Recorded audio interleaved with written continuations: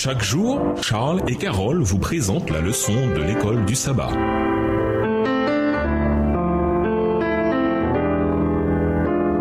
Bienvenue dans votre émission Dieu nous parle. Ouais, leçon de lundi, une valeur insoupçonnée. Lisons Josué 2, versets 2 à 11, Hébreux 11, verset 31 et Jacques 2, verset 25. Que nous apprennent ces textes sur Rahab. Josué 2, les versets 2 à 11. On dit au roi de Jéricho, voici des hommes d'entre les enfants d'Israël sont arrivés ici cette nuit pour explorer le pays. Le roi de Jéricho envoya dire à Rahab, fais sortir les hommes qui sont venus chez toi, qui sont entrés dans ta maison, car c'est pour explorer tout le pays qu'ils sont venus. La femme prit les deux hommes et les cacha, et elle dit, il est vrai que ces hommes sont arrivés chez moi, mais je ne savais pas d'où ils étaient. Et comme la porte a dû se fermer de nuit, ces hommes sont sortis. J'ignore où ils sont allés. Hâtez-vous de les poursuivre et vous les atteindrez. Elle les avait fait monter sur le toit et les avait cachés sous des tiges de lin qu'elle avait arrangées sur le toit. Ces gens les poursuivirent par le chemin qui mène au gué du Jourdain et l'on ferma la porte après qu'ils furent sortis. Avant que les espions se couchassent, Rahab monta vers eux sur le toit et leur dit, l'Éternel, je le sais, vous a donné ce pays, la terreur que vous inspirez nous a saisis, et tous les habitants du pays tremblent devant vous, car nous avons appris comment, à votre sortie d'Égypte, l'Éternel a mis à sec devant vous les eaux de la mer Rouge, et comment vous avez traité les deux rois des Amoréens au-delà du Jourdain, Sihon et Og, que vous avez dévoués par interdit. Nous l'avons appris et nous avons perdu courage, et tous nos esprits sont abattus à votre aspect, car c'est l'Éternel votre Dieu qui est Dieu en haut dans les cieux et en bas sur la terre. Hébreux 11, verset 31, c'est par la foi que Rahab, la prostituée, ne périt pas avec les rebelles, parce qu'elle avait reçu les espions avec bienveillance. Jacques 2, verset 25. Rahab, la prostituée, ne fut-elle pas également justifiée par les œuvres lorsqu'elle reçut les messagers et qu'elle les fit partir par un autre chemin?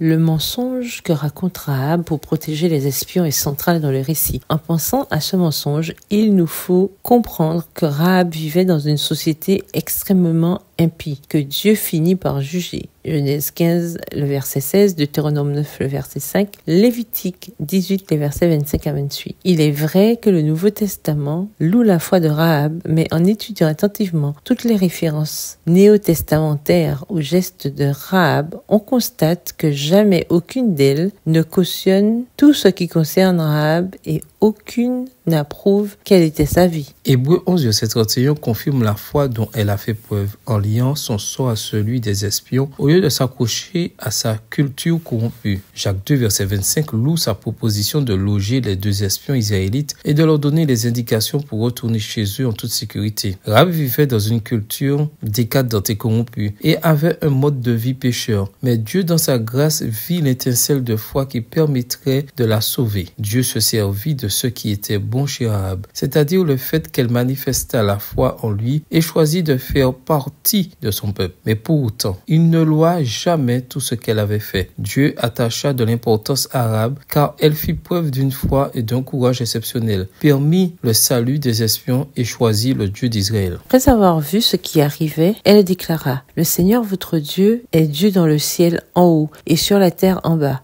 Josué 2, le verset 11. Il est significatif d'entendre une femme cananéenne reconnaître que Yahvé est le seul Dieu, notamment sur son toit. En effet, dans sa religion païenne, on y offrait généralement des prières à ceux que l'on considérait comme des divinités célestes. On ne retrouve l'exclamation de Rahab qu'une seule fois précédemment dans le contexte du droit exclusif de Dieu à recevoir l'adoration. Exode 20, verset 4, Deutéronome 4, verset 39, Deutéronome 5, verset 8. Ces paroles attestent d'un choix prémédité et conscient de reconnaître que le Dieu des Israélites est le seul vrai Dieu. Sa confession démontre qu'elle comprenait le lien étroit entre la souveraineté de Dieu et le jugement qui attendait inévitablement Jéricho. Son choix moral montre qu'elle reconnaissait qu'à la lumière du jugement de Yahvé, elle n'avait que deux possibilités, persister dans la rébellion contre lui et périr, ou bien choisir de se soumettre par la foi, en choisissant le Dieu des Israélites. Rahab est devenue un exemple de ce qu'aurait pu être le destin de tous les Israélites de Jéricho s'ils s'étaient tournés vers Dieu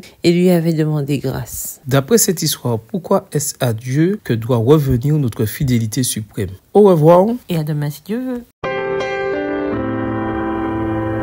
Dieu nous parle.